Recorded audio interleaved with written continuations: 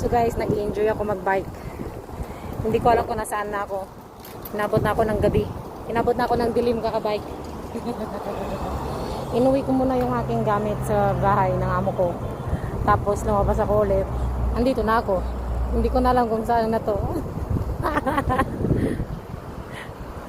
Hindi ko na alam kung nasaan na to. Pero isa lang masasabi ko. Maganda ako sa filter ko. Joke lang. Joke lang ha. Dami na naman magre-react dyan. GGS. Totoo naman. So guys, sinong gustong sumama sa akin? Tara na.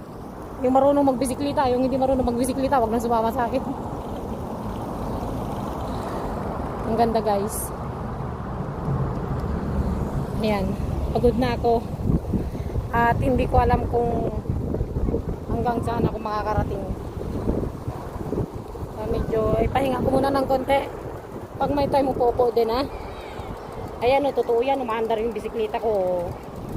May bayad yan dito guys. Hindi mo mapapaandar yan pag hindi ka nagbayad. Sa ano yan, kailangan i-operate yan sa cellphone.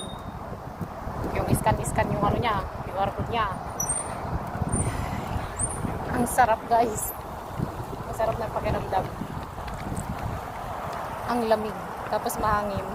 Ang sarap. Ang ina, kahit walang nagmamahal sa akin, masarap ang buhay ko.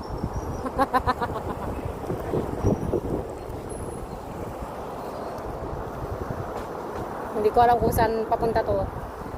Medyo magbabike-bike pa ako hanggang sa dulo ng walang hanggan para malaman ko kung saan yung mga ano nito. Malit lang itong hungkong.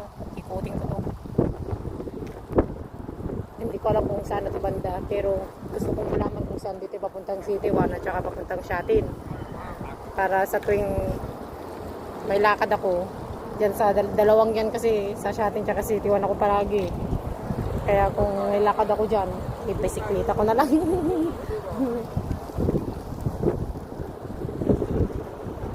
So, medyo magbabike pa ako ng konti doon para malaman ko kung anong parte na yun. Kasi parang alam ko na kung saan to, pero kailangan natin siguraduhin para sa susunod. Alam ko kung saan ako sumusok. So, nandito na lang guys. Please don't forget to subscribe my channel, okay? Thank you for watching. Mwah!